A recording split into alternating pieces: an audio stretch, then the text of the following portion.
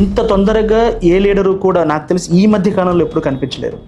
ఏంటి మీ సీక్రెట్ ఏంటిది? జెఫ్ బుష్తో పక్కన కూర్చొని ఆయనకి అర్థమయ్యే విధంగా మాట్లాడే కేపబిలిటీ ఉంది. ఇంత సక్సెస్ వచ్చింది ఎలా వచ్చింది? నువ్వు కొడితే నీ చేయి తీసి, నా టైం వచ్చినప్పుడు నీ చేయి తీస్తా, అయినా నువ్వు కొడతావా అని అడుగుతా. అయినా కొట్టాడు అనుకోండి, నేనేం చేయాలి? కంట్రోల్ కూడా చేయలేము ఒక్కోసారి. ఎంత పెద్ద లీడర్ బాబు గారు కాదు కదా, ఎవరు కంట్రోల్, ఎందుకంటే వాళ్ళ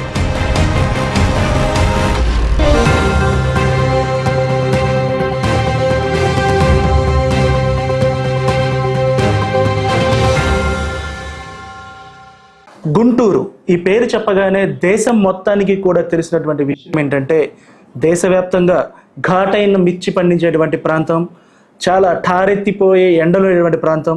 వీటిని పక్కన పెడితే దేశవ్యాప్తంగా కూడా ఘనమైనటువంటి రాజకీయ వారసత్వాన్ని ఇచ్చినటువంటి జిల్లా గుంటూరు ప్రాంతం. ప్రస్తుతం ఇప్పుడు ఎన్నికలు జరుగుతున్న వేళ గుంటూరులో ఈ ఎండాకాలంలో ఎండలతో పాటు పొలిటికల్ హీట్ కూడా బాగా పెరిగిపోయింది. ఇలాంటి హీట్ పెరగడానికి ప్రధానమైనటువంటి కారణం గుంటూరు నుంచి పోటీ చేస్తున్నటువంటి అభ్యర్థి, తెలుగుదేశం పార్టీ నుంచి పోటీ చేస్తున్నటువంటి ఎన్డీఏ కూటమి అభ్యర్థి పెమ్మసాని చంద్రశేఖర్. ఇటీవల కాలంలో ఆయన చేసినటువంటి వ్యాఖ్యలు కానీ, లేకపోతే ఆయన ప్రచారం చేసినటువంటి తీరు కానీ, ఆయన రాజకీయ వ్యవహార శైలి కానీ, ఇవన్నీ కూడా అన్ని సందర్భాల్లో కూడా చర్చకు దారితీస్తున్నాయి. ప్రతి ఒక్కళ్ళు మాట్లాడుకునేలా చేస్తున్నాయి. ప్రస్తుతం ఈ నియోజకవర్గం మొత్తం కూడా, పార్లమెంటరీ నియోజకవర్గం మొత్తం కూడా చుట్టి వచ్చినటువంటి చంద్రశేఖర్ మరొక 2-3 రోజుల్లోనే ఎన్నికలు జరగబోతున్నాయి. ఈ ప్రాంతంలో ఎలా ఉండబోతోంది, ఆయన ఆలోచనలు ఏంటి, ఎంతో లెగసీ ఉన్నటువంటి ఈ నియోజకవర్గం నుంచి ఆయన ఏం అందివ్వబోతున్నారు ఈ ప్రాంతానికి, కానీ ఎలాంటి మెసేజ్ అందివ్వబోతున్నారు అనే దాని గురించి ఆయనతోనే మనం మాట్లాడదాం. నమస్తే డాక్టర్ గారు. నమస్తే అండి. సార్, గుంటూరు అనగానే ఎన్జీ రంగా గారి దగ్గర నుంచి చాలామంది పెద్ద పెద్ద వ్యక్తులు గుంటూరు పార్లమెంట్ని రిప్రజెంట్ చేయడం కానీ, లేకపోతే గుంటూరు జిల్లాని సంబంధించి కూడా అందరూ ముఖ్యమంత్రులు కానీ, మంత్రులు కానీ, చాలా వరకు రాజకీయంగా ఒక రకమైనటువంటి కేంద్ర స్థానం అనేటువంటి ఒక ఒపీనియన్ తెలుగు రాష్ట్రాల్లో ఉంది. మీరు అలాంటి ప్రాంతం నుంచి దేశంలో రిప్రజెంట్ చేయబోతున్నారు, ఒక అత్యున్నతమైనటువంటి సభకు రిప్రజెంట్ చేయబోతున్నారు. ఎలా ఫీల్ అవుతున్నారు? ఒక వ్యక్తిగా ఎలా ఫీల్ అవుతున్నారు? ఒక రాజకీయ నాయకుడిగా మీ గెలుపు అవకాశాలు ఎలా ఉన్నాయి? డెఫినెట్గా ఇప్పుడు ఈ ప్రాంతం నుంచి రిప్రజెంట్ చేయటం అనేది అదృష్టం. ఇప్పుడు మీరు ఎన్జీ రంగా గారిని తీసుకున్నారనుకోండి, మరి ఆయన అన్నిసార్లు గెలవటం, ఇక గుంటూరే కాదు మల్టిపుల్ ప్లేసెస్ నుంచి ఆయన గెలవటం, అదేవిధంగా ఆ రోజుల్లో జవహర్లాల్ నెహ్రూ గారు ప్రవేశపెట్టినటువంటి కంబైన్డ్ ఫార్మింగ్ని కూడా ఆయన అగైనెస్ట్గా ఫైట్ చేశారు రైతుల గురించి. అదేవిధంగా కొత్త రఘురామయ్య గారు, వీళ్ళంతా, జయదేవ్ గారు కానీ, వీళ్ళందరూ ఏంటంటే జయదేవ్ గారు కూడా సెంట్రల్ గవర్నమెంట్కి అగైనెస్ట్గా ఫైట్ చేయటం, అన్యాయం జరిగినప్పుడు ఇలాంటి వాళ్ళు వచ్చినప్పుడు ఆటోమేటిక్గా ఒక బేస్ లైన్ ఎస్టాబ్లిష్ అవుతుంది. అయితే నేను కూడా నా వ్యక్తిగతంగా నేను దాదాపుగా ప్రపంచంలో అతి తక్కువ మంది చదివిన పుస్తకాలు కానీ, అంటే అమెరికాలో డాక్టర్లకు కానీ, లాయర్స్కి కానీ ఎన్నో నేను చదవటం కానీ రాయటం కానీ చేశాను. దాదాపుగా మంచి నాలెడ్జ్ ఉన్నటువంటి వ్యక్తిని, చాలా చిన్న స్థాయి నుంచి వచ్చినటువంటి వ్యక్తిని, పేదల హృదయం వాళ్ళ గుండె ఎలా కొట్టుకుంటుందో తెలిసిన వ్యక్తిని కాబట్టి, ప్లస్ అమెరికాలో ఒక జెఫ్ బుష్తో పక్కన కూర్చొని ఆయనకి అర్థమయ్యే విధంగా మాట్లాడే కేపబిలిటీ ఉన్నాయి. ఇది చేయగలను, అది చేయగలను, అంటే మా బురిపాలన అరుగు మీద కూర్చొని మా రైతులతో నేను మాట్లాడగలను. అంత బ్రెడ్త్ అతి తక్కువ టైంలో సంపాదించుకున్నాను కాబట్టి ఆ నాలెడ్జ్ని డెఫినెట్గా దేశం ముందుకెళ్ళడానికి ఉపయోగం. అంటే డోంట్ థింక్ అదర్వైజ్, అంటే ఇది ఇన్స్టంట్ లీడర్, అంటే ఇంత తొందరగా గ్రాస్ప్ చేయడం కానీ, ఇంత తొందరగా ఏ లీడరు కూడా నాకు తెలిసి ఈ మధ్య కాలంలో ఎప్పుడు కనిపించలేదు. ఏంటి మీ సీక్రెట్ ఏంటిది? అదే మీరు అనుకుంటుంది ఏంటంటే ఇది తక్కువ. ఈ 2 monthsలో అనే దానికంటే ముందు ఒక 30 years ఆఫ్ హార్డ్ వర్క్ ఉంది. ఆ నాలెడ్జ్ ఉంటేనే ఈ విధంగా మనం మాట్లాడగలం. ఆ హంబుల్, ఆ సక్సెస్, అంటే ప్రజలు ఇవన్నీ చూస్తూ ఉన్నారు. ఇంత సక్సెస్ వచ్చింది, ఎలా వచ్చింది? అవినీతిగా వచ్చిందా, లేకపోతే కష్టపడి ఆ కష్టపడిన విధానం ప్రజలకు నచ్చుతుంది. అదేవిధంగా అంత ఉన్నా కూడా ఇంత హంబుల్గా ప్రతి ఒక్కరితో కలిసిపోవటం, ఇది క్యారెక్టర్ అనేది 40 years నుంచి నేను బిల్డ్ చేశాను. అంటే మీరు పబ్లిక్లోకి వచ్చింది ఇప్పుడే, నేరుగా ఇప్పుడే వచ్చారు. మీరు పార్టీకి బ్యాక్గ్రౌండ్లోనో లేకపోతే మీరు రాజకీయాలు అవగాహన చేసుకోవడం ఇవన్నీ ఉండొచ్చు, బట్ పబ్లిక్లోకి అంత స్పీడ్గా ఎలా మింగిల్ అవ్వగలిగారు అనేది, అంటే ఏమీ లేదండి. రోజుకి పార్టీ క్యాడర్ చాలామంది వచ్చి కలుస్తూ ఉంటారు. వచ్చినప్పుడు వాళ్ళతో చక్కగా మాట్లాడటం, అంతే. చిరునవ్వు, చక్కని మర్యాదపూర్వకమైనటువంటి మాట, మన బాడీ లాంగ్వేజ్, ఇవి వైల్డ్గా స్ప్రెడ్ అయిపోయినాయి. జనరల్గా వాస్తవం అంటే చాలామంది రాజకీయ నాయకులు మరి నవ్వరో లేకపోతే మాట్లాడరో నాకు తెలియదు. నేనేమి పెద్ద స్పెషల్గా ఏమి చేయట్లా. సింపుల్గా ఏ వ్యక్తికైనా ప్రతి వ్యక్తి వాళ్ళ స్థాయితో సంబంధం లేకుండా గౌరవంగా మాట్లాడతాను, చూస్తాను. దాంతో ఒకటి. రెండోది, ఈ రోజుల్లో ఏంటంటే సోషల్ మీడియా కూడా బాగా వచ్చేసింది. ఎప్పుడైతే యూత్ నా ఐడియాలజీకి కానీ నా దానికి కనెక్ట్ అయ్యారో వాళ్ళకి వాళ్ళే విపరీతంగా స్ప్రెడ్ చేసేసారు. దాంతో వైడ్ రీచ్ చాలా ఫాస్ట్గా వచ్చింది. అది కూడా కాకుండా ఇంకొకటి ఏమనుకుంటున్నానంటే, ప్రజలు ఒక మంచి ఇలా జెన్యూన్ లీడర్స్ కోసం వెయిట్ చేస్తున్నారు. అలాంటి వాళ్ళు కనపడినప్పుడు ఒక వైల్డ్ ఫైర్ లాగా వచ్చిందని అనుకుంటున్నాను. చాలామంది ఓకే, గుంటూరు అనగానే చాలా కాంపిటీషన్ ఉంటుంది ఎన్నో ఏళ్ళుగా. సరే, మీరంటే లోకలు, ఇంతకుముందు జయదేవ్ గారు చిత్తూరు జిల్లా నుంచి రావడం కానీ, లేకపోతే చాలా కాలంగా ఒక లోకల్ లీడర్ రిప్రజెంటేషన్ అనేది ఇక్కడ లేకపోవడం, మీరు ఈ ప్రాంతంలో పుట్టి పెరిగినా కానీ చాలా కాలంగా దూరంగా ఉన్నారు కాబట్టి ఒక అభిప్రాయం అయితే ఉంటుంది కదా, ఇక్కడ మేము ఇంత కష్టపడ్డ కార్యకర్తలు లేకపోతే లోకల్ లీడర్స్ అందరికి కూడా కాకుండా బయట వాళ్ళు ఎవరో వచ్చి దీన్ని క్యాప్చర్ చేశారనేటువంటి అభిప్రాయం పబ్లిక్లో సహజంగా కార్యకర్తల్లో, పార్టీ కార్యకర్తలు ఉండేటువంటి అవకాశం ఉంది. యాక్చువల్గా అయితే మీరు అన్నట్టు ఇనీషియల్గా ఫస్ట్ 2-3 వీక్స్ డాక్టర్ పెమ్మసాని అంటే ఒక స్థాయి టీడీపీ క్యాడర్కి నేను తెలుసు, వాళ్ళకి ఎవరికి నెగిటివ్ లేదు. మీరు అన్నట్టు కొద్దిగా మండల స్థాయో లేకపోతే గ్రామ స్థాయిలో ఉన్న వాళ్ళకి తెలియకపోవటం వల్ల కొంత అపోహలు కానీ, లేకపోతే నార్మల్ పబ్లిక్లో కూడా ఎన్ఆర్ఐ అంట ఏదో ఎక్కడ ఆ టైపు ఉంటుంది ఉన్నా. బట్ నేను ఒక్కసారి ఫీల్డ్లోకి వచ్చి నేను ఈ వర్క్ చేసిన తర్వాత, మీరు ఈ 3 నెలల్లో ఈ రాష్ట్రంలో ఏ ఎంపీ తిరగనంత, ఇంతకుముందు ఎప్పుడు ఎవ్వరు తిరగనంత తిరిగా, 300 గ్రామాల్లో బహిరంగ సభల్లో పాల్గొన్న, స్పీచ్లు ఇచ్చా, కొన్ని లక్షల మందిని కలిసా. ఇంత చేయనప్పుడు వీళ్ళందరూ ఏంటి ఎవరికి అర్థం కాని పరిస్థితి. ఇప్పుడు కంప్లీట్గా కేడర్ ఓన్ చేసుకున్నారు. అబ్బా, మాకు అసలు మేము అనుకున్నది ఏంటి, జరిగింది ఏంటి అనేది కంప్లీట్ ఆపోజిట్. యాక్చువల్గా ఒక పేపర్లో పేరు వచ్చినప్పుడు, గుంటూరు తెరపైకి పెమ్మసాని అనే పేరు వచ్చినప్పుడు, ఒక నార్మల్ తెలుగుదేశం అభిమానులు కానీ ఇతర ప్రాంతాల్లో నాట్ అబౌట్ గుంటూరు ఒక రకమైన అభిప్రాయం చంద్రబాబు మీద, బయట నుంచి ఎవరినో తీసుకొచ్చి పెడుతున్నారు ఇక్కడ, ఎవరు ఆయనకి ఏం తెలుస్తుంది అనేటువంటి ఒక అభిప్రాయం నుంచి ఒక 70-80 రోజుల్లో ఎన్నో ఏళ్ళుగా ఇక్కడ పనిచేసినటువంటి ఎంపీ కన్నా కూడా, ఎంతోమంది ఎమ్మెల్యేల కన్నా కూడా ఎక్కువ మందిని చేయడం అనేది ఎలా సాధ్యమైంది మీకు? ఇంట్రెస్ట్ మెయిన్ ఏంటంటే, ఎవరికైనా కూడా ఇష్టంతో పని గట్టిగా చేస్తే, నేను జనరల్గా కూడా ఏ పని తీసుకున్నా చాలా డెప్త్గా వెళ్తాను. ఏదో వచ్చే ముందు ఒక 10 సార్లు ఆలోచిస్తాను, కానీ ఒక్కసారి తీసుకున్నాక అసలు సమస్యల మీద చేసినటువంటి ఎక్సర్సైజ్ దాదాపు చాలా తక్కువ మంది రాజకీయ నాయకులు చేస్తారు. Every issue I have depth, ఎందుకు ఇది అవ్వలేదు, రీజన్స్ ఏంటి, ఆ డెప్త్కి వెళ్ళి అసెస్ చేసుకొని దాన్ని అచ్చమైన తెలుగులో అందరికీ అర్థమయ్యేటట్టు సామాన్యుడి భాషలో చెప్పాను. ఎలాంటి సమస్యల మీద మీరు అనలైజ్ చేస్తారంటే పొలిటికల్కి సంబంధించి? పొలిటికల్ ఏమి లేదు. ఇప్పుడు ఇక్కడ ఉండే వాటర్ ప్రాబ్లం ఎందుకు ఉంది, డ్రైనేజ్ ఇష్యూస్ ఎందుకు ఉన్నాయి, బ్రిడ్జెస్ ఆగిపోయి ఎందుకు ఉన్నాయి అంటే, నేను పార్లమెంట్ మెంబర్ని కాబట్టి ఇవి బేసిక్ ఇష్యూస్. రోడ్స్ ఎందుకు రావట్లేదు, వీటి మీద చాలా ఇష్యూస్ ఉన్నాయి, చాలామందికి తెలియవు ఇవి. అవి నేను ప్రాపర్గా ఎక్స్ప్లెయిన్ చేయగలుగుతాను. ఇవే కాకుండా స్టేట్లో జరిగేటువంటి అరాచకాన్ని కూడా ఒక డెప్త్గా అనలైజ్ చేసి చెప్పగలుగుతున్నాను. మీరు ఒక political leader and you are critical thinker. ఎందుకంటే ఒక బిజినెస్ చేసేవాళ్ళు ఎలా థింక్ చేస్తారో ఐ కెన్ గెస్. మీ అభిప్రాయంలో 2019లో తెలుగుదేశం పార్టీ ఎందుకు ఓడిపోయింది అనుకుంటున్నారు? ఇప్పుడు మల్టిపుల్ రీజన్స్.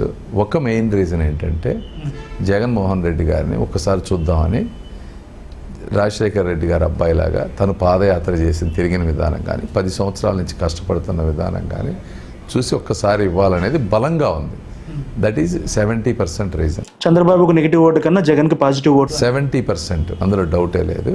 ఎందుకంటే మీరు చూస్తే టీడీపీకి కూడా 40% ఓటింగ్ వచ్చింది, అదేం తక్కువ రాలేదు. అతనికి 10%. వీళ్ళంతా ఇందులో 5-6% వన్ టైం చూద్దాం అనేవాళ్ళు. జనరల్గా 3-4% యాంటీ ఎస్టాబ్లిష్మెంట్ ఉంటుంది, ఎందుకంటే అందరికి అన్ని న్యాయం చేయలేరు. ఇంకోటి నా ఉద్దేశం ఏంటంటే, సెంటర్తో పెట్టుకున్నటువంటి ఆ ఫ్రిక్షన్ కానీ, ఆ బయటకు వచ్చింది కానీ, ఇవన్నీ ఓవరాల్గా 1+ అన్నీ యాడ్ అయ్యి అలా నెగిటివ్ వచ్చింది అనేది నా అభిప్రాయం. సెంటర్తో పెట్టుకున్న ఫ్రిక్షన్ కరెక్ట్ కాదంటారా? కరెక్ట్ కాదు అని నేను అన్న, కానీ అది ఆ ఎంటైర్ ప్రాసెస్ని పబ్లిక్ అంటే సెంటర్తో సంబంధాలు లేకపోవటం, అంటే ఏమన్నా లేకపోతే మనకు న్యాయం జరగదేమో, జగన్మోహన్ రెడ్డి గారు సెంటర్తో కలిసి ఉన్నారు కాబట్టి ఏదన్నా అది పాజిటివ్గా ఎఫెక్ట్ అవ్వచ్చేమో స్టేట్ డెవలప్మెంట్కి, అలా డిఫరెంట్ యాంగిల్లో పబ్లిక్ ఆలోచించి ఉండొచ్చు. కానీ ఇంకొక పర్సెప్షన్ కూడా ఉంది ఏంటంటే సెంట్రల్ గవర్నమెంట్ ఏపీకి చాలా నష్టం చేసింది అనేటువంటి ఒక భావన ఉంది. చాలా మందిలో ఇప్పుడు అసలు వాళ్ళతో పొత్తు పెట్టుకోవడంపై కూడా మనం సోషల్ మీడియా బాగా ఫాలో అవుతారు. సోషల్ మీడియాలో పర్టికులర్లీ కల్ట్ తెలుగుదేశం వాళ్ళు చాలామంది చాలా కోపంగా బీజేపీతో కలవడానికి ఉన్నారు. అలాంటి పరిస్థితిని అదేమి నెగిటివ్ కదా అంటే మనకి ఇప్పుడు అదే అంటే ఏ రియల్ లీడర్ ఏం చేస్తారంటే ఎమోషన్స్ ప్రాక్టికల్స్ని సపరేట్ చేస్తారు.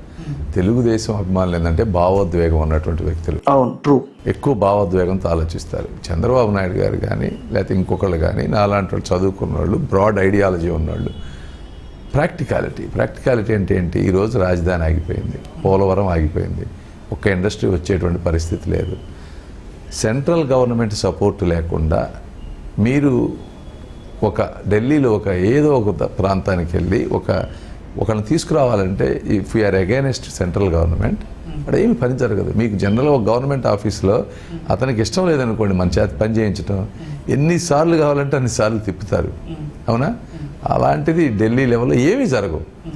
ఇవన్నీ జరగనప్పుడు రేపు బీజేపీ గవర్నమెంట్ 100% వస్తుంది. ఇది ఎవ్రీబడి నోస్. ఇది ఈ సమయంలో వీ హ్యావ్ నో చాయిస్. మనకే కాదు, లాస్ట్ టైం చేసింది ట్రైల్ అనుకోవచ్చా? అంటే పోయినసారి బీజేపీ గవర్నమెంట్ రాదు అనే ఉద్దేశంతో వెళ్ళారా చంద్రబాబు? ఓవర్ కాన్ఫిడెన్స్ అది చంద్రబాబు నాయుడు గారు మరి ఆ రోజు ఏ కారణంతో విభేదించారో అంటే ఒకటి జగన్మోహన్ రెడ్డి గారు అంత తెలుగుదేశం పార్టీ మీద నెట్టడంతో ఆ ఇష్యూలో ఆ విధంగా దాంట్లో తాను కూడా కొంచెం డెప్త్గా ఆలోచించి ఆ సిచ్యువేషన్లో పొలిటికల్ డెసిషన్ తీసుకున్నారు.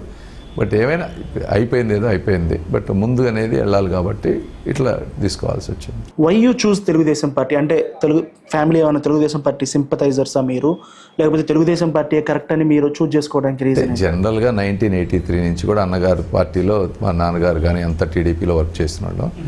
దానికన్నా మెయిన్ ఏంటంటే నా ఉద్దేశం ప్రకారం ఈ మన ఆంధ్రాలోనే కాదు ఇండియా వైడ్గా కూడా వాళ్ళ కాన్స్టిట్యూయెంట్స్కి నిజమైన అభివృద్ధి జరిగిందంటే తెలుగుదేశం వల్లే జరిగింది అనుకోండి. ఎందుకంటే అన్నగారు ఆ రోజు తీసుకొచ్చిన విప్లవం బీసీలకు కానీ అందరినీ, ఆడపిల్లలకు సమాన హక్కు, తర్వాత చంద్రబాబు నాయుడు గారు తీసుకొచ్చిన ఈ ఐటీ రెవల్యూషన్, ఇన్కమ్, మీరు హైదరాబాద్లో చూడండి ఎంత వెల్త్ క్రియేట్ అయింది. ప్రపంచంలో 3-4 నగరాల గురించి దుబాయ్, డాలస్, హైదరాబాద్ అనే స్టేజ్కి వచ్చింది. ఆ న్యూయార్క్ లాగా ఉంది అవన్నీ చూస్తూ ఉంటే. మరి అందరు తెలుగు వాళ్ళంతా ఈరోజు అన్ని దేశాల్లో ఎంత వెల్త్ క్రియేట్ చేసుకున్నారు. వాళ్ళు ఉండే ఇళ్ళు కానీ, వాళ్ళు తిరిగే కార్లు కానీ, వాళ్ళు చేసే వెకేషన్స్, వాళ్ళు వెళ్ళే విధానం చూస్తే వేరే అక్కడ లోకల్ వాళ్ళు ఈ రోజున ఈర్ష్యపడేటువంటి సంపద క్రియేట్ అయ్యింది. అంత వెల్త్ క్రియేట్ చేసినటువంటి చంద్రబాబు ఇప్పుడు ఆ వెల్త్నంతా పంచిపెట్టే దారిలో వెళ్ళిపోయాడు, ఆయన రూట్ మార్చుకున్నాడు అనేది వినపడుతుంది కదా. అంటే ఫర్ ది సేక్ ఆఫ్, అంటే కేవలం అధికారం రావట్లేదని ఒక డిస్పరేషన్లో చేస్తున్నారేమో అనిపిస్తుంది కదా చంద్రబాబు. ఒకటండి, మీరు 2 ఆస్పెక్ట్స్. ఫస్ట్ ఆ రోజున వెల్త్ క్రియేట్ చేయటం అనేది ఫస్ట్, చేసిన తర్వాత దాన్ని డిస్ట్రిబ్యూట్ చేసే మెకానిజంలో అధికారంలో లేము ఆ టైంలో. కాబట్టి అలా మీకు అనిపించవచ్చు. రాజశేఖర్ రెడ్డి గారు వచ్చి చంద్రబాబు గారు ఫ్రూట్స్ అన్నీ తీసుకొని ఆయన కొన్ని పంచారు. అలాగనే చంద్రబాబు గారు ఈ క్యాపిటల్ కొంత వెల్త్ క్రియేట్ చేస్తే ఆ ఫ్రూట్స్ తీసుకొని ఆయన కట్టిన సెక్రటేరియట్లు ఇవన్నీ అప్పులు పెట్టి ఈయన కొంచెం ఫ్రూట్స్ పంచారు.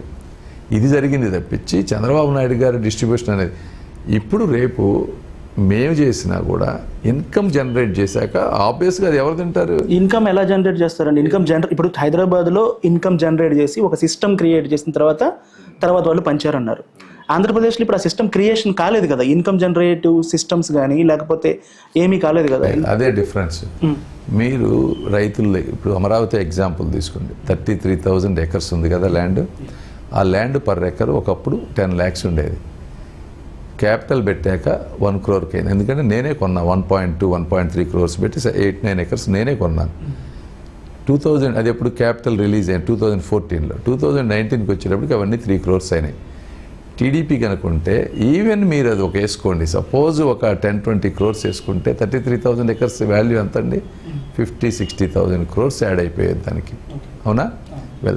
దాని ద్వారా వచ్చే సరౌండింగ్ వెల్త్ ఎంత క్రియేట్ అవుతుంది? అన్ని ల్యాండ్ వాల్యూస్ పెరిగిపోతాయి, మీకు గవర్నమెంట్ ట్యాక్సేషన్, ఇన్కమ్ పెరుగుతుంది, ఎయిర్పోర్ట్స్ ఇంప్రూవ్ అవుతాయి, ఇన్సైడ్ ట్రాఫిక్. అదంతా సక్రమంగా జరుగుంటే బాగుండేది, జరగలేదు.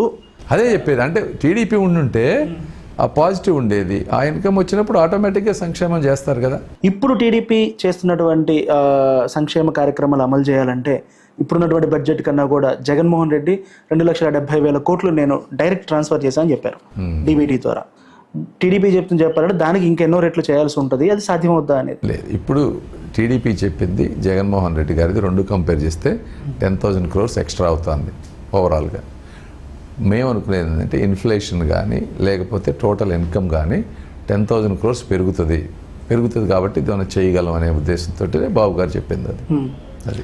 మీరు అనుకుంటే జనరల్గా మీకు ఉన్నటువంటి ప్యాషన్కి కానీ రాజకీయాల్లో ఉన్నటువంటి ప్యాషన్కి కానీ యుఎస్లో కూడా పాలిటిక్స్లోకి ఎంటర్ అయ్యి ఉండేవాళ్ళేమో కదా.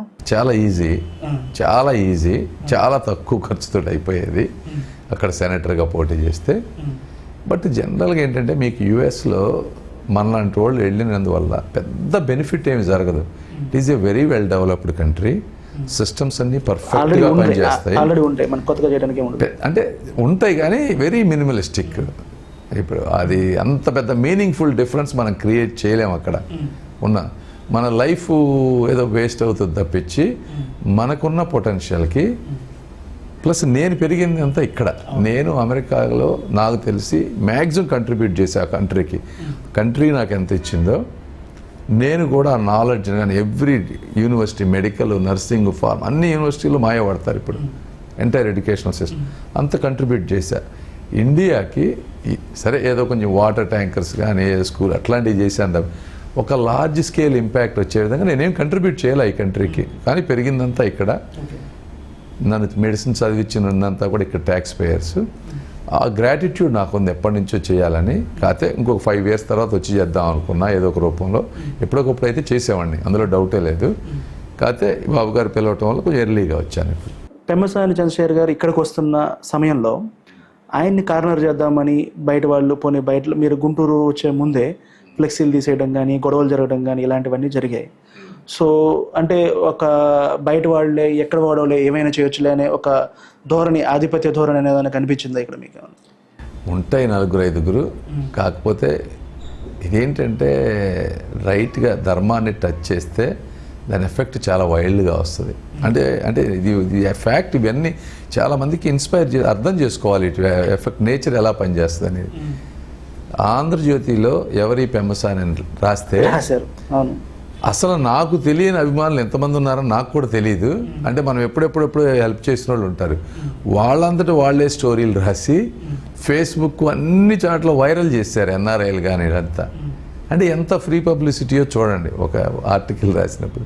అదేవిధంగా కొన్ని ఫ్లెక్సీలు తీశారు వీళ్ళు.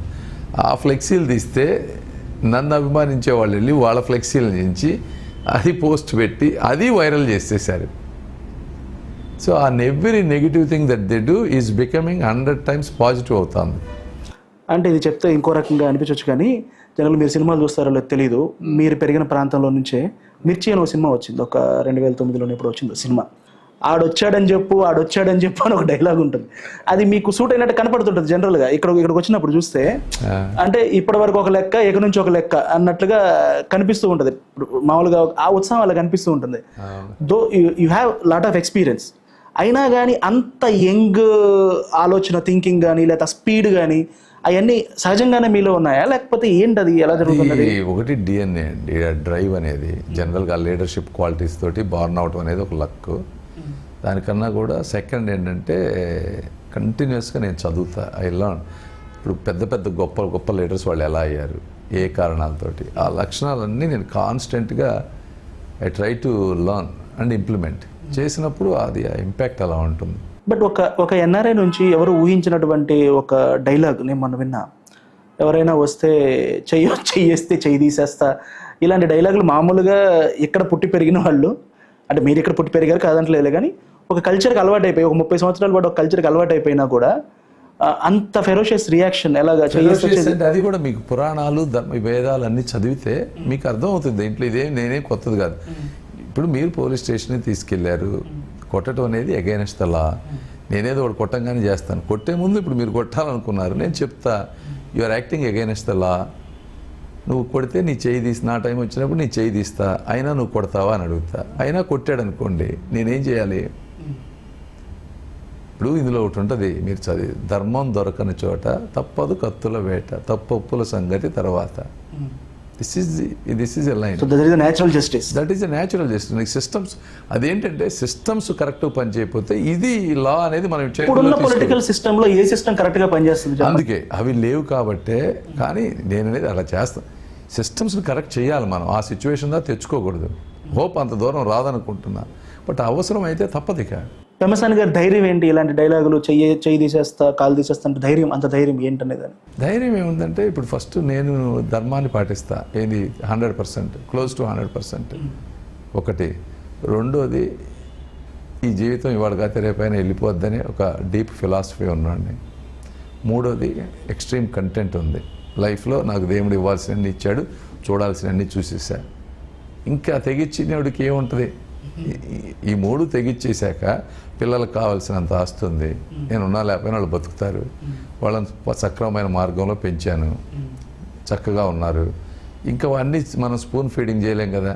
అంటే మీకు ఇక్కడ ఎలాంటి ఆస్తులు లేవు ఏపీలో, అంటే ఆంధ్రాలో వ్యాపారాలు లేవు కాబట్టి ఇబ్బంది పడడానికి మీకు అవకాశం లేదు కాబట్టి ఇలా అని కూడా అనుకుంటున్నారు? ఉన్నాయి, అస్సలు లేకపోవడం ఏమి లేదు. ఆస్తులు ఉన్నాయి, బట్ వ్యాపారాలు 500-600 కోట్ల రూపాయల ఆస్తులు ఉంటాయి. పోయినా ఐ డోంట్ కేర్. నాకేమి 30 ఏళ్ళ దాకా నా దగ్గర డబ్బులు ఏమి లేదు. ఇప్పుడు ఈ పోయినంత మాత్రం నాకు పోయే నష్టం కూడా ఏమి లేదు. జనరల్గా కూడా majority of the wealth out side the country ఉంది. ఒకటి ఏం చేయలేరు, రెండోది పోయినా కూడా ఇబ్బంది లేదు. ఇఫ్ ఐఎమ్ నాట్ రాంగ్, ఇప్పటిదాకా అందరూ నామినేషన్ అని చూస్తే యు ఆర్ ద రిచెస్ట్. మనకి ఎంపీలు అందరూ కూడా నాకంటే రిచ్ వాళ్ళు చాలా మంది ఉన్నారు, కాకపోతే వాళ్ళ దౌర్భాగ్యం ఏంటంటే చూపించుకోలేరు.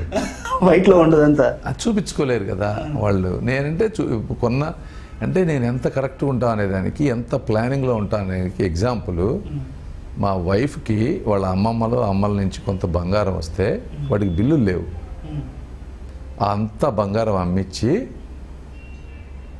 కొత్తగా కొనిచ్చి బిల్లులు తీసుకొని కొత్త ట్యాక్స్ కట్టి ప్రతి గ్రామ్ బంగారానికి బిల్లు ఉంటుంది. ఎప్పుడన్నా అమెరికా కానీ అటు ఇటు ట్రావెల్ చేసినప్పుడు ఎయిర్పోర్ట్లో ఆపుతారు. వాళ్ళు ఆపి ఒకసారి ఒక షాకు గురయ్యారు వాళ్ళు. ఇది మేము ఎప్పుడు అంటే ప్రతి దానికి picture, photo, bill plus current valuation. 10 years back కొంటే రీవాల్యుయేషన్ చేయించాలి, పీరియడ్ రీవాల్యుయేషన్ కూడా చేపించి గోల్డ్ చేస్తాం. అంత మెటిక్లెస్.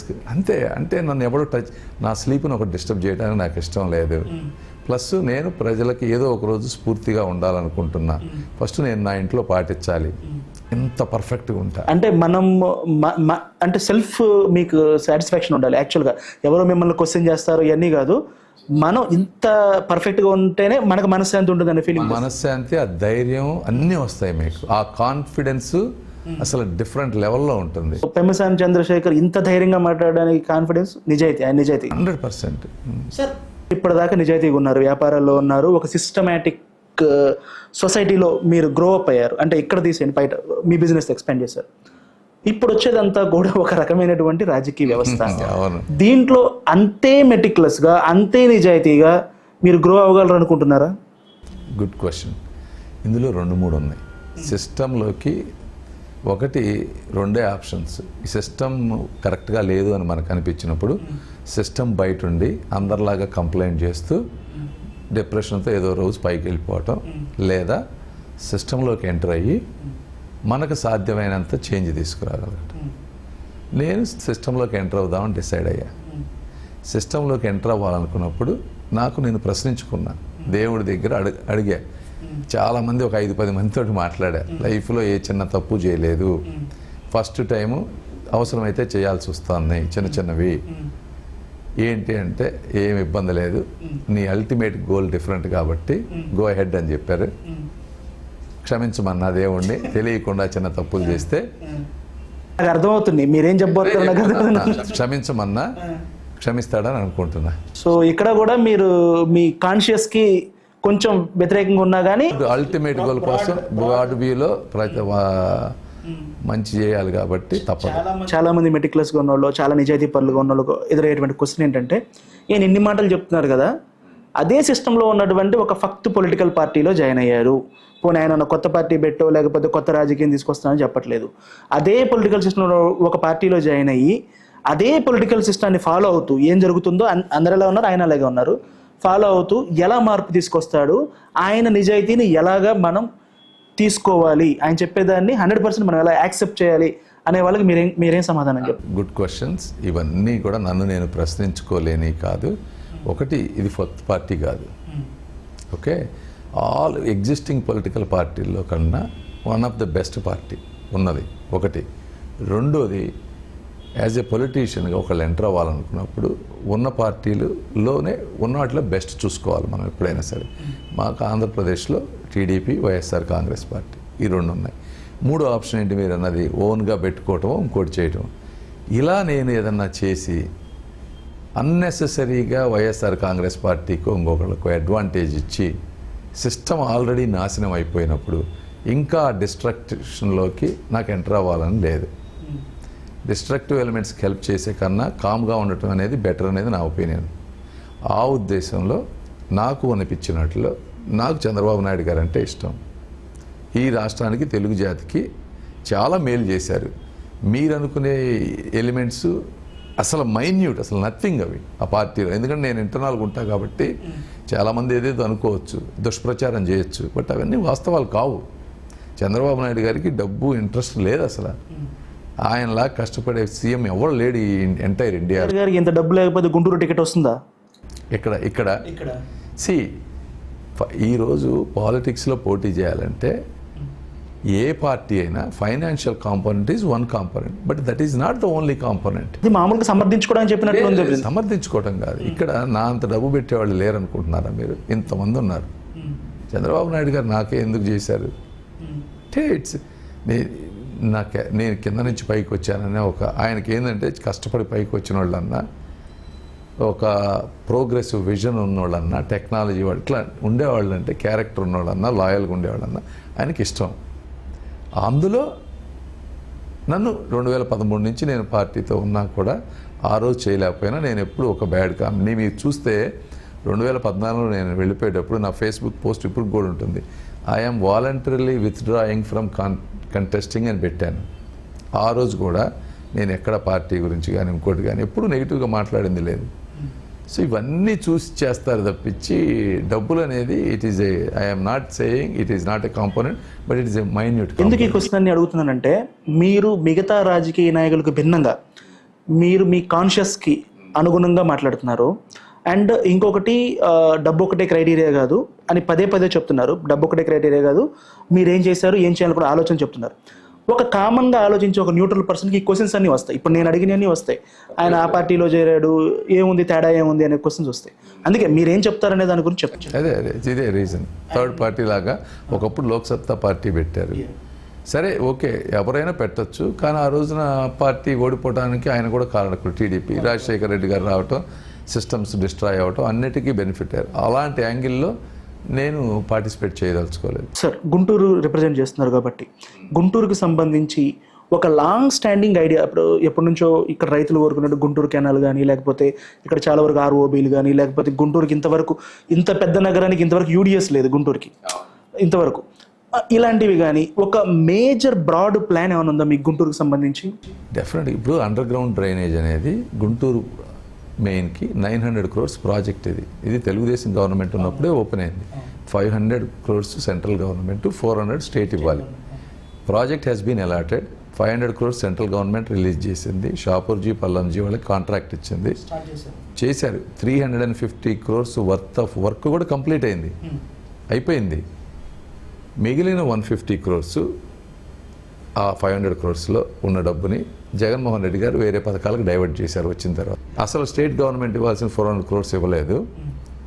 సో ఆ 350 crores వర్క్ ఏదైతే చేశారో దట్ ఈజ్ 0% యూజబుల్ నా. ఎందుకంటే అది కంప్లీట్గా అయినప్పుడే కదా మీకు ఎంత అయ్యేది. సో 350 కోట్లు ఖర్చు పెట్టిన ఇదే పరిస్థితి వాటర్కి అన్నిటికీ ఉంది.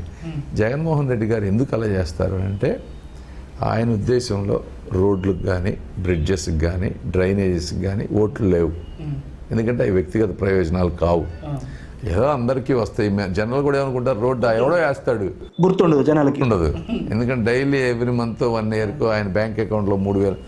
అతనంతా ఏంటంటే ఓట్ బ్యాంక్ పాలిటిక్స్. ఎట్టి పరిస్థితుల్లో 2024లో గెలిస్తే ఇక నాకు తిరుగులేదనేటువంటి ఒక దాంతో ఆయన ఒక స్క్రిప్ట్ ప్రకారం వెళ్ళారు. కాకపోతే ఆయనకు అర్థం కాని ఏంటంటే మనం ఎన్ని చేసినా కూడా ఒక నేచర్ అనేది ఉంటుంది. మీరు ఎప్పుడైతే అందరినీ సమభావంతో చూడరో, కేవలం ఇటువంటి కక్షపూరితం ఈ టైప్ చేసుకుంటా పోతే అది ఏదో ఒక రూపంలో వచ్చి మిమ్మల్ని మీరు అనుకున్న స్క్రిప్ట్ వర్కౌట్ అవ్వదు. దేవుడు ఇంకో స్క్రిప్ట్ రాస్తారు. భరత్ గారిని ఇంటర్వ్యూ చేశారు వైజాగ్.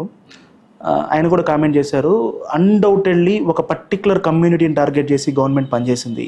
గవర్నమెంట్ అంటే కులాలకు అతీతంగా పనిచేయాలి, పర్టికులర్లీ కమ్మ కమ్యూనిటీని టార్గెట్ చేసి పనిచేసింది అన్నారు. అది ఆ ఒపీనియన్తో మీరేమన్నా అబ్జర్వ్ చేశారు? అది జరిగిందా? అదేనే కాదు కదా, డెఫినెట్గా. ఇప్పుడు జయదేవ్ గారు ఉన్నారు, దానికి రీజన్ ఏముంది? ఆయన అట్టు పంపించడానికి టీడీపీ సపోర్టరు. ఇప్పుడు అమరావతి ఉంది, ఆయన ఉద్దేశంలో ఇక్కడ ఉన్న వాళ్ళు అవన్నీ అక్కడ వాస్తవం ఏంటంటే 20,000 ఎకరాలు <1 acre, ఎక్కువ బీసీలు, ఎస్సీలు, ఎస్టీలు, మైనారిటీ, ముస్లింలే 4,000, 3,000 ఎకరాలు ఉన్నాయి. కాకపోతే ఏంటంటే ఆ ప్రొజెక్షన్ అలా చూపిస్తారు. ఇట్లా కొన్ని వందల ఎగ్జాంపుల్స్ ఉన్నాయి. ఎవరెవరైతే ఇండస్ట్రీ, స్కూల్స్, కాలేజెస్ ఉన్నాయి. స్కూల్స్, కాలేజెస్ ఆయన ఉద్దేశం ప్రకారం ఎక్కువ మంది ఒక కమ్యూనిటీ ఉంటాయని వాళ్ళందరికీ ఫీజు రియంబర్స్మెంట్ 50% చేసేసి వాళ్ళన్నీ లాసులు తీసుకొచ్చాయి. ఇట్లా సిస్టమేటిక్గా ఎక్కడెక్కడ ఉన్నాయో హాస్పిటల్స్ కానీ మొత్తం టార్గెట్ చేసి చేసుకుంటూ వచ్చారు. కాకపోతే ఏముంది, ఇప్పుడు మారిపోతున్నారు. ఇప్పుడు రాజధాని ఇష్యూ చూసుకున్నట్లయితే మీకు ఏమనిపిస్తుంది సార్? అది అంట 3 రాజధానులు అని చెప్పడం కానీ, లేకపోతే పర్టికులర్లీ వాంటెడ్లీ దాన్ని స్క్రాప్ చేసినట్లుగా అనిపిస్తుంది? అందులో డౌటే లేదు. ఇప్పుడు సపోజ్ ఆయన వైజాగ్లో క్యాపిటల్ అంటున్నారు. అసలు వైజాగ్ వాళ్ళే మాకు వద్దంటున్నారు. ఇది ఇక్కడ వాళ్ళేమో మాకు కావాలని ధర్నాలు చేస్తుంటే అక్కడ వాళ్ళు వద్దంటున్నారు. అక్కడ వాళ్ళు ఎందుకు వద్దంటున్నారు? అసలు ఎందుకు వద్దంటున్నారంటే విజయసాయి రెడ్డి గారు కానీ, వైవి సుబ్బారెడ్డి గారు కానీ వీళ్ళందరూ అక్కడికి వెళ్ళి తిరిగి మంచి బిల్డింగ్లు ఎక్కడ ఉన్నాయి, మంచి ఈ వెల్నెస్ సెంటర్లు కానీ అన్నిటినీ మాకు కావాలి, మీకు ఎంత డబ్బులు కావాలి, ఇలా ఒక కల్చర్ తీసుకొస్తే ఆ చుట్టుపక్కల ప్రాంతంలో ఉన్న వాళ్ళంతా కూడా భయపడిపోయి మాకు వద్దు బాబు నీ క్యాపిటల్ అనే స్టేజ్కి తీసుకొచ్చారు. ఇక్కడ ఇంత ఫ్రీ ల్యాండ్ ఇచ్చి ఇంత బాగా చేస్తే 80% కంప్లీట్ అయిన హౌసెస్ 10,000 హౌసెస్ ఉంటే వాటిని కంప్లీట్ చేయటం చేతగాక ఇంకో 20% చేస్తే 10,000 ఇళ్ళు సెక్రటేరియట్ ఎంప్లాయీస్కి వచ్చాయి. ఇవేమి చేయటం చేతగాక బోల్డ్ అంతా అండర్ గ్రౌండ్ కేబుల్స్, ఇవన్నీ డక్ట్లు అన్నీ ఐరన్ అన్నీ కట్ చేసి తీసుకెళ్ళిపోతున్నారు. డ్రైనేజ్ సిస్టమ్స్ ఇవన్నీ చేత కాకపోతే అసలు నువ్వు 3 క్యాపిటల్స్ ఏ విధంగా కడతావు? ఫ్రీగా ల్యాండ్ ఇచ్చి అంతా ఇన్ఫ్రాస్ట్రక్చర్ కొని పైపుల దగ్గర నుంచి అన్నీ పెడితే అవి కంప్లీట్ చేయలేని వ్యక్తి 3 క్యాపిటల్స్ కడితే ఎంత ఏంటంటే యాక్షన్ డ్రా. కానీ ఇంత డెవలప్ చేసినటువంటి తెలుగుదేశం పార్టీ అఫ్కోర్స్ రాజధాని అనేది కామన్ కాజ్తో కట్టినా కూడా డైరెక్ట్ బెనిఫిషియల్ అనేది ఈ ప్రాంతం వాళ్ళకి జరిగింది. అలాంటి ప్రాంతాల్లో కూడా తెలుగుదేశం పార్టీని ఎందుకు సపోర్ట్ చేయలేదు పబ్లిక్? అది ఏమైందంటే జగన్మోహన్ రెడ్డి గారు అసెంబ్లీలో ప్లస్ క్యాంపెయిన్లో ఇక్కడే క్యాపిటల్ ఉంటుంది, దీన్ని నేను సపోర్ట్ చేస్తున్నా, ఇంకా ఫాస్ట్గా కడతాను, నాకు తాడేపల్లిలో ఇల్లుంది అని చెప్తే ప్రాంత ప్రజలు నిజం అనుకున్నారు. ఏ కుర్రోడు కదా ఇంకా ఫాస్ట్గా చేస్తాను. మనిషి ఆశాజీ ఇవ్వండి. ఏంటంటే 3 కోట్లు ఉందనుకోండి, ఎకరం 10 కావాలనుకుంటాడు. తప్పులేదు, అది ఎవరికైనా 10 ఉన్నోడు 20 కావాలనుకుంటాడు, మానవ సహజ లక్షణం. సో జగన్మోహన్ రెడ్డి గారు ఈ ప్రామిసులు అన్నీ చేస్తే ఇంకా అద్భుతంగా జరగబోతుంది అని ఆశపడి ఓట్లు వేశారు. కాకపోతే తెలుసుకునేటప్పుడు లేట్ అయిపోయింది. మీ ఇన్నెల జీవితంలో ఒక 30-40 సంవత్సరాల తెలుగుదేశం పార్టీ 83 నుంచి కూడా ఇంతమంది లీడర్లు చూస్తుంటారు. ఎన్టీఆర్ గారిని, చంద్రబాబు, రాజశేఖర్ రెడ్డి, ఇప్పుడు జగన్. చూసినప్పుడు ఆయన స్ట్రాటజీ కానీ ఆయన అవలంబిస్తున్నటువంటి విధానాలు కానీ ఆయన నడుపుతున్నటువంటి గవర్నమెంట్ నడుపుతున్న తీరు కానీ చూస్తుంటే ఏమనిపిస్తుంటుంది మీకు అది జనరల్గా? జగన్మోహన్ రెడ్డి గారినే అసలు ఇలాంటి వ్యక్తి అంటే మనం చదువుతాం కదా బుక్స్, ఇలాంటి వ్యక్తులు కూడా ఉంటారా ఈ భూమి మీద? ఇంత సెల్ఫిష్గా ఆయన డాక్టర్ సుధాకర్ ఉన్నాడు, మాస్క్ అడిగారని చెప్పి మానసిక రోగిగా చిత్రీకరించి చంపేశారు. ఇలాంటి వ్యక్తులు కూడా ఉంటారా అంటే ఇంత దరిద్రపు రాజకీయం చేసేవాడు చూడండి. ఇంట్లో ఫ్యామిలీ మెంబర్స్ కానీ ఇట్లా ఉంటారని నేను అసలు నాకు అర్థం కూడా కావట్లేదు. ఇట్లా చెప్పినట్లుగా సిఐడి అనేది ఇక్కడ ఎలా పనిచేస్తుందో ఆ స్థాయిలో వేరే చోట కానీ వేరే రాష్ట్రాల్లో కానీ అమెరికాలో కానీ అలాంటి ఎవరు ఆ ధైర్యం చేయరండి. అదొక డిఫరెంట్ అబ్నార్మల్ డిఎన్ఏ. అతనికి లైఫ్ మీద పూర్తి అవగాహన లేదు. ఆయన ఏమనుకున్నాడంటే ఇదంతా శాశ్వతం, ఎల్లప్పుడూ నేనే అధికారంలో ఉంటాను అని అనుకుంటున్నారు. అది ఎలా సాధ్యం? ఇప్పుడు రేపు మారిపోద్ది. సేమ్ 2 times మేము చేస్తే రేపు వచ్చాక ఎక్కడ పోతారు? రాష్ట్రం వదిలిపెట్టి పారిపోవాలి. ఆయన తెలుగుదేశం పార్టీ వాళ్ళందరూ చాలా కసి మీద ఉన్నారు అలా జరగాలని. అదే చెప్పేది, కంట్రోల్ కూడా చేయలేము ఒక్కోసారి. ఎంత పెద్ద లీడర్ బాబు గారు కాదు కదా, ఎవరు కంట్రోల్, ఎందుకంటే వాళ్ళంతా అరాచకానికి గురయ్యారు. ఏంటి బిల్లులు ఆపేయటం, లేకపోతే వాళ్ళకి ఎరువులు ఇవ్వకపోవటం, ఫర్టిలైజర్స్ ఇవ్వకపోవటం, గ్రామాల్లో పార్టీ మారమని చెప్పి గొంతు మీద కూర్చోవటం, ఎంత అరాచకమా మరి. మరి అది చేసినప్పుడు మరి మేమైనా రేపు అసలు ఏం మాట్లాడగలం?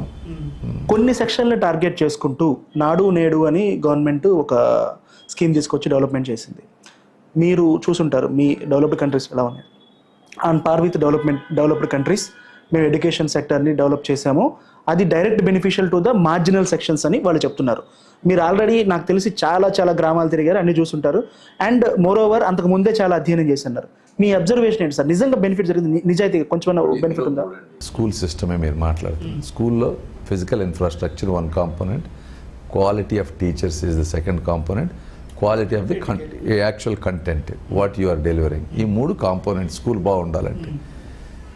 ఇన్ఫ్రాస్ట్రక్చర్కి మీరు కలర్స్ వేశారు, ఎక్కడన్నా కొద్ది చేస్తే చేసి ఉండొచ్చు, ఓకే.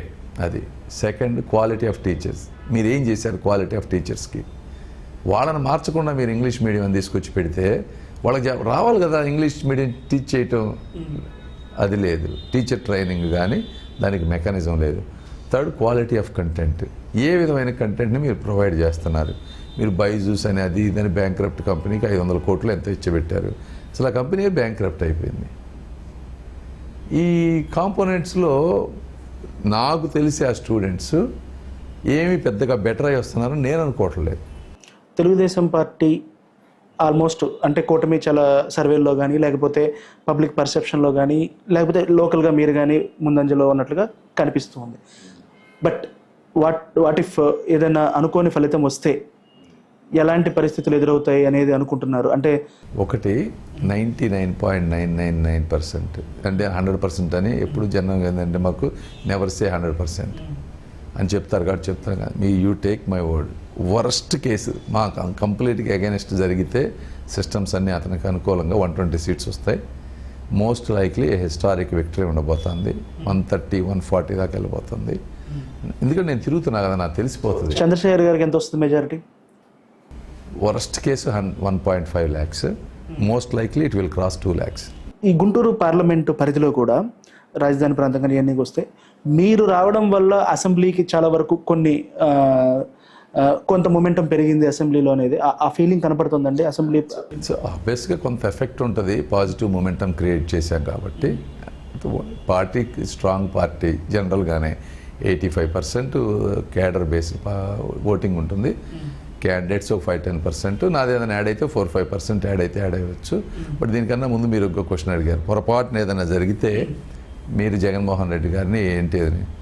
చాలా భయంకరంగా ఉంటుంది సిచ్యువేషను. బట్ ఒకటి, జగన్మోహన్ రెడ్డి గారిని ఎదుర్కోవడానికి అన్నీ సిద్ధమయ్యే వచ్చాం. ఎంత చేసినా కూడా అంతే విధంగా ఫైట్ చేస్తాం, అందులో సమస్య లేదు. What assurance you are giving ఇక్కడ పబ్లిక్కి? ఎన్ఆర్ఐలు అంటే ఇప్పుడు జయదేవ్ గారు సరే ఏ రకంగా జరిగినా కానీ ఆయన వెళ్ళిపోయారు. మళ్ళీ మనకు ఒక ప్రాపర్ లోకల్ లీడర్ అనే అష్యూరెన్స్ మీరు ఎలా ఇవ్వగలుగుతారు? You are local leader. ఒకటి, నిజంగా నాకు ఎంపీ పదవి కావాలి అనుకుంటే నేను రాజ్యసభ తీసుకునేవాడిని కదా. అందరు అడిగింది, ప్రోత్సహించింది రాజ్యసభ. నాకు నేనే ఓన్లీ బిజినెస్ చేసుకోవాలి, నా వెల్త్ క్రియేట్ చేసుకోవాలి, ఒక ఎంపీ ట్యాగ్ కావాలంటే మీరు ఇప్పుడు తెలంగాణలో తీసుకోండి. పార్థసారథి రెడ్డి గారు ఉన్నారు. ఆయన ఏమైనా టీఆర్ఎస్ కార్యకర్త? ఏ రోజున వర్క్ చేశారా? రాజ్యసభ మెంబర్ అయ్యారు కదా. ఎలా అంటే పార్టీకి సపోర్ట్ చేస్తే అవుతారు. నేను కూడా అట్లనే ఎవరికైనా చాలా ఈ దేశంలో ఇన్ని పార్టీలు ఉన్నాయి. ఎక్కడో చాట ఎంపీ కావాలంటే ఇప్పుడు కాదు 10 ఏళ్ల క్రితమే తీసుకునేవాడిని. అయినా తీసుకోకుండా ఎవరు కష్టపడినంతగా ఈరోజు ఇంత కష్టపడి వర్క్ చేయాల్సిన అవసరం కూడా లేదు. ఇంట్లో కూర్చొని 25,000 30,000 మెజారిటీతో 50,000 గెలిచేవాడు. కానీ ఇంత తీసుకొని ఎందుకు చేస్తున్నా అంటే ఒక ఇంట్రెస్ట్, చేయాలన్న కోరిక ఉంది కాబట్టి నేను వచ్చా. అలాంటి ఎందుకు వెళ్తానంటున్నా. ఆ విల్లింగ్ ఎక్కడ ట్రిగర్ అయింది మీకు అసలు? ఎప్పుడైంది, ఎక్కడైంది? అంటే స్ట్రాంగ్ చిన్నప్పుడు నాకు గ్రాటిట్యూడ్ అండి, మీకు చెప్పా కదా, నాకు గ్రాటిట్యూడ్. నాకు ఇక్కడ చదివించినప్పుడు నేను ఈ కంట్రీకి నాకున్న స్థాయిలో నేను కంట్రిబ్యూట్ చేయలేదు. నాకు కూడా ఇండియా కూడా అమెరికా లాగుంటే నేను అసలు ఈ రాష్ట్రాన్ని వదిలిపెట్టి దేశాన్ని వదిలిపెట్టాల్సిన అవసరం లేదు. నా వాళ్ళ మధ్య నేను హ్యాపీగా బతకగలిగేవాడిని అనేది ఉంటుంది. మీరు ఎంత వెళ్ళి వేరే కంట్రీలో ఉన్నా you will never be 100% part of them. ఇక్కడ మీరుతో నేను సరదాగా వేసుకునే జోకులు అక్కడ వేయలేము అందరితో. మీరు అక్కడ సిటిజన్షిప్ కూడా తీసుకోలేదని తీసుకోలేదు, ఇవే రీజన్స్. కాబట్టి నాకు ఒక ఐడియాలజీ ఉంది, ఈ దేశం ఎలా ఉండాలని ఒక విజన్ ఉంది. ఆ విజన్కి తగ్గట్టుగా పోరాటం చేయాలి. అంటే మీరు ఎంపీగా ఇక్కడ లోకల్ ఇష్యూసే మాట్లాడుతున్నారు తప్పితే మీ విజన్ ఇంతవరకు ఆవిష్కరించలేదు ఎక్కడ. అది టైం వస్తుంది, వచ్చినప్పుడు చెప్తా. అన్నీ చాలా ఉంటాయి. ఇవన్నీ ప్రస్తుతానికి ఇది ఎంపీ ఎలక్షన్ కాబట్టి let's keep it to the MP. Telugu Desam party Chandrasekhar గారిని ఒక బిగ్ వెపన్ గా మార్చబోతుంది, అంటే కంట్రీ లెవెల్లో ఏమన్నా చేయబోతుంది అనేది. అంటే ఎంపీ అనేది చంద్రబాబు నాయుడు గారు ఆయన ఎలా వాడుకోగలిగితే అది అంతే. So you have a plans అంటే I have my own ideology, my plan. Not only for the state, entire country 100% ఉంటుంది కదా. సో ఇండివిజువల్ కెపాసిటీలో మీరు ఒక పబ్లిక్ రిప్రజెంటేటివ్ లాగా దాన్ని మీరు ప్రస్తావిస్తారా రాబోయే లోక్సభలో? ఏదైనా సరే డెఫినెట్గా బాబు గారు పర్మిషన్ తీసుకుంటాను. నేను మాట్లాడే ఇష్యూస్ అన్నీ పబ్లిక్ ఉపయోగపడేవి, వాళ్ళు యాక్సెప్ట్ చేస్తారనుకుంటున్నా. అలా అని మోడీ గారికి కానీ బీజేపీ గవర్నమెంట్కి ఎగెనిస్ట్గా ఏమీ ఉండవు. ఎవ్రీథింగ్ ఏంటంటే ఒక ప్రాబ్లం బేస్డ్ ఉంటాయి. ప్రాబ్లంకి కావాల్సిన అప్రాపరియేట్ సొల్యూషన్స్ ప్రొవైడ్ చేసే విధంగా ఉంటుంది. ఒక ప్రోయాక్టివ్ అప్రోచ్లో రిక్వెస్టింగ్గానే ఉంటుంది తప్పించి ఇదేదో నెగిటివ్గానో ఎవరికి డ్యామేజ్ అయ్యే విధంగా చేయను. కాబట్టి I hope they will support me. ఇది మీ పార్టీకి సంబంధం లేని విషయమే, వేరే పార్టీకి సంబంధించింది. జగన్మోహన్ రెడ్డి గారి మధ్య కొన్ని నేషనల్ ఛానల్స్కి ఇంటర్వ్యూ ఇస్తూ వైఎస్ రాజశేఖర రెడ్డికి వారసుని నేనే, మా చెల్లి రావడానికి వీల్లేదు, రాజకీయాల్లోకి రాకూడదు, తన వ్యాపారాలు చేసుకుంటే బాగుండేది, తను రాకూడదు, నేనున్నప్పుడు తను రాకూడదు ఒక జనరేషన్లో అనేటువంటి ఒక వ్యాఖ్యలు చేశారు. మొత్తం హోల్ ఎపిసోడ్ చూస్తే ఏమనిపిస్తుంటుంది మీకు అనేది? నేను అదంతా చూడలేదు అసలు. ఆయన ఎవరు చెప్పడానికి? ఇప్పుడు ఆయనకి ఎంత హక్కు ఉందో తన ఐడియాలజీని తను ఏం కావాలనుకున్నారు చెల్లికి కానీ ఎవరికైనా ఉంటుంది. Survival of the fittest. ఆమె చేస్తుంది, మీరు చేసేది మీలో ఎవరికి గొప్ప ఫైటింగ్ స్పిరిట్ ఉండి మీరు ఎక్కువ ప్రజలకు ఉపయోగపడతారంటే ప్రజలు నిర్ణయిస్తారు. దానికి అసలు మనమెవరం ఒకళ్ళని ఆపగలగటానికి అసలు ఆ కాన్సెప్టే మా నాన్నది నాకే రావాలి, నేనే ఇదనేది అది ఒక నిరంకుశత్వం. అది అసలు బేసిక్ జ్ఞానం లేని వాళ్ళు మాట్లాడేది. మీరు ఒక ఫిలసాఫికల్ థాట్ కూడా మీ మాటలో అబ్జర్వ్ చేశాను. ఆబ్వియస్గా ఆయన్ని అబ్జర్వ్ చేస్తే, ఒక ముఖ్యమంత్రి వ్యవహార శైలిని అబ్జర్వ్ చేస్తే, ఈ జనరల్గా ఏంటంటే మనం ఒక జైలుకి కానీ ఇంకో దానికి వెళ్ళినప్పుడు కొంత ట్రాన్స్ఫార్మ్ అవుతాం. అంటే జనరల్గా వాళ్ళు ఏమనుకుంటారంటే అరే మన దగ్గర ఎంత వెల్త్ ఇంత చేసినా ఉపయోగం ఏముంది, తీసుకెళ్ళి మనం జైల్లో తినాల్సిన పరిస్థితికి వచ్చింది, సో ఇలాంటివి చేయకూడదని పాజిటివ్ వేలో అవుతాం జనరల్గా. కానీ ఆయన నెగిటివ్ వేలో వెళ్ళినట్టున్నారు. అంటే వీళ్ళందరూ ఆయన రైట్ చేసినా కూడా వీళ్ళందరూ ఏదో కక్ష కట్టి ఆయన్ని జైల్లో ఉంచారు కాబట్టి మిగిలిన వాళ్ళు కూడా దాంతో ఈక్వలెంట్ చేయాలనే ఒక మైండ్ సెట్తో ఉన్నారని అనిపించింది నాకు. Instead of taking it in a positive, negative సైకాలజీలోకి వెళ్ళిపోయారు. దాని సైడ్ ఎఫెక్ట్సే ఇవన్నీ. చంద్రబాబు నాయుడు మీద కేసు కానీ ఏదైనా కూడా అవన్నీ సైడ్ ఎఫెక్ట్స్. ఇవన్నీ కాకుండా కొద్దిగా జెనెటిక్ డిఫెక్ట్ ఉందేమో, ఎందుకంటే చిన్నప్పటి నుంచి కూడా ఆయన వ్యవహార శైలి అదే అంటారు. ఏదో 10th క్లాస్ పేపర్లు దగ్గర నుంచి చాలా చాలా చెప్తూ ఉంటారు. కాబట్టి ఓవరాల్ ఇప్పుడు మీకు సొసైటీలో ఒక 10% ఆల్ట్రూయిస్టిక్ పీపుల్ ఉంటారు. ఆల్ట్రూయిస్టిక్ అంటే మీరు సపోజ్ నీళ్ళల్లో పడిపోతే వాళ్ళు మీకోసం దూకి నీళ్ళల్లో నుంచి సేవ్ చేసేవాళ్ళు, వాళ్ళకేం ఆలోచించేవాళ్ళు. ఇంకొక 10% ఎక్స్ట్రీమ్, ఇంకంటే ఇక ఓన్లీ వైలెన్స్ ఈ టైప్ ఉంటారు ఇక వాళ్ళకి. సో మిగిలిన 90-80% మిడిల్లో ఉంటారు. ఈయన ఆల్మోస్ట్ ఆ బాటమ్ స్పెక్ట్రంలో ఉన్నారని నేను అనుకుంటున్నాను. ఇక్కడ ఉండే వాళ్ళకి అందరికీ కూడా. సో మీరు పర్మనెంట్గా ఇండియాలో ఉండడానికి, ఇండియాలో సేవ చేయడానికి వచ్చారనేది you are taking an oath. 2 thumbs up, 100%. అందులో ఇక వ్యాఖ్యలేదు ఏముండదు, 100% కమిటెడ్. అది. Thank you sir, thank you very much.